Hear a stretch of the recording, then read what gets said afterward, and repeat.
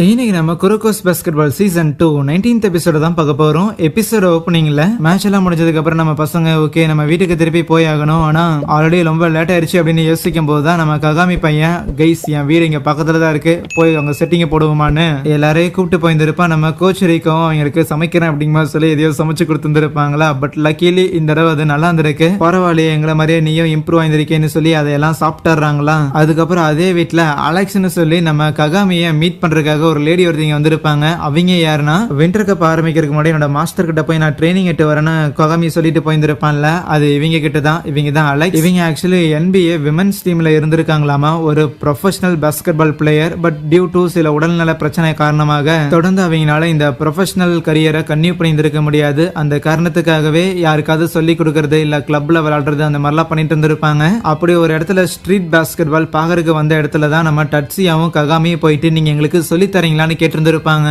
முதல்ல இந்த அலெக்ஸுக்கு இன்ட்ரெஸ்ட் இல்ல அப்படின்னாலும் சரி விளையாடுங்க என்னதான் உங்ககிட்ட இருக்குன்னு பாக்கலான்னு ஆட விட்டு இருந்திருக்கேன். போக போக அவங்க ரெண்டு பேரோட அந்த கேம் பிளேங்கிறது அவங்களுக்கு ரொம்ப பிடிச்சு போயிருந்திருக்கும். அதனால அவங்களும் அவங்களுக்கு சொல்லிக் கொடுக்க ஆரம்பிச்சிருந்திருப்பாங்க. நான் எந்த பசங்களுக்கு சொல்லிக் கொடுக்க ஆரம்பிச்சனோ அதே பசங்க இப்போ வளர்ந்து ஜப்பான்ல எதிர் அணியில ஆட போறாங்க அப்படின்னா அந்த மேட்சை பார்க்காம நான் எப்படி அப்படின்னு சொல்லியிருந்திருப்பாங்க. அதனாலதான் வந்தேன்னு. ஆனா நாளைக்கு எங்களுக்கு மேட்ச் கிடையாது, அதுவும் இல்லாம அந்த யோசனை எதிர்த்து நாங்க போட்டி போடல அப்படின்னு சொல்லி மொக்க கொடுத்துருவாங்க.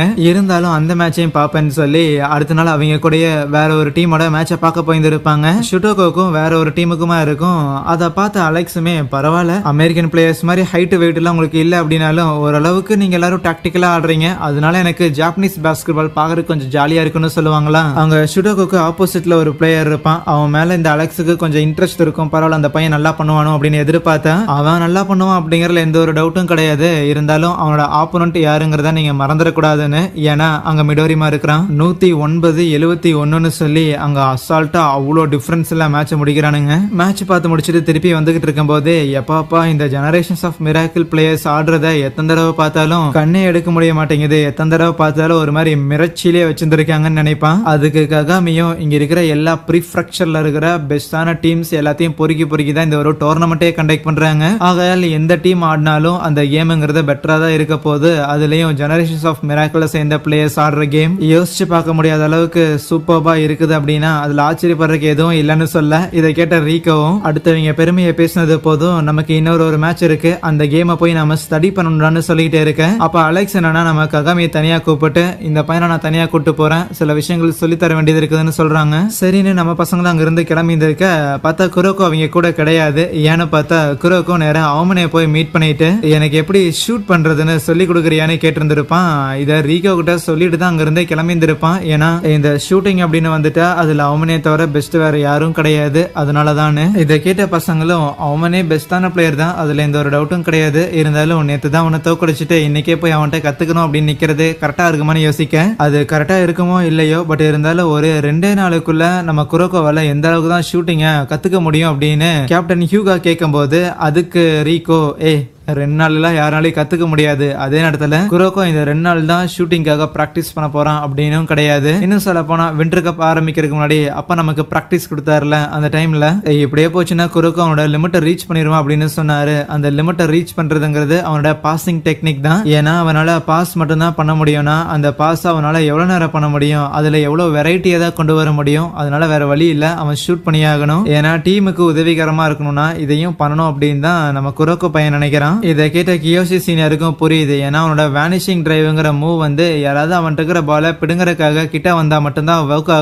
ஆகுங்கிறதோட ஒர்க் பண்ண வைக்க முடியும். பட் அப்படியே யாரு கிட்ட வரல அப்படின்னா அவன் ஷூட் எடுக்கலாம்ல, மேபி அவன் அதுக்காக தான் அதை பண்றான் போலயே அப்படின்னு எல்லாரும் யோசிக்க அதுவே குரோக்கோ ரிம்ல பட்டு எல்லா பாலையும் கீழே போட்டுக்கிட்டு இருப்பானா. இதை பார்த்தோன்னே அவனே காண்டாயிருவான். என்னடே நைட் டைம்ல என்னை கூப்பிட்டு தேவையில்லாம உன்னோட இந்த மொக்கையான இந்த ஷூட்டிங் ஸ்கில் எல்லாத்தையும் என்கிட்ட காட்டுறக்காக கூப்பிட்டியாடா அப்படின்னு சொல்லி டென்ஷன் ஆயிட்டே இருப்பான். அதுலயும் இன்னொரு காண்டு என்னன்னா நேத்து தான் என்ன தோக்கடிச்ச ஒருத்தங்கிட்டே வந்துட்டு ஷூட்டிங் கத்துக்கூட அப்படின்னு சொன்னா என்னடா நியாயம் இது அப்படிங்கிற மாதிரி ஒரு மாதிரி கத்தி விட்டுட்டு அப்புறம் ஓரமா போய் உட்காந்தவனும் குரோக்கோ பை அவனுக்கு ஒண்ணு தெரியுமா, ஆக்சுவலி நேத்து மேட்ச்ல தோத்ததுல இருந்து நான் தூங்கவே கிடையாது. நேரா வீட்டுக்கு போய் ஒரு குளியல போட்டு சாப்பிட்டு படுத்துட்டேன். என்னோட பாடி எல்லாம் பயங்கர டயர்டா இருந்துச்சு, கண்ணெல்லாம் கூட சொக்க ஆரம்பிச்சது. ஆனா கண்ணை மூடினாலே நேத்து நடந்த அந்த கடைசி இன்சிடென்ட் அதுதான் என் மைண்ட்ல ஓடிட்டே இருந்தது. ஆனா அது எப்படி ஃபீல் ஆச்சு, கடைசியில தோக்கும் போது என்னோட நெஞ்செல்லாம் ஒரு மாதிரி இறுகி போன மாதிரி ஏதோ வாமிட்லாம் வர மாதிரியான ஏதோ தலைலாம் சுத்துற மாதிரி ஒரு பயங்கரமான உணர்வு ஒன்று ஏற்பட்டுச்சு. அப்படி ஒரு உணர்வு ஏற்பட்டுச்சுங்கிற அந்த மெமரி எனக்கு இருக்கே தவிர அந்த உணர்வை என்னால தொடர்ந்து ஃபீல் பண்ண முடியல.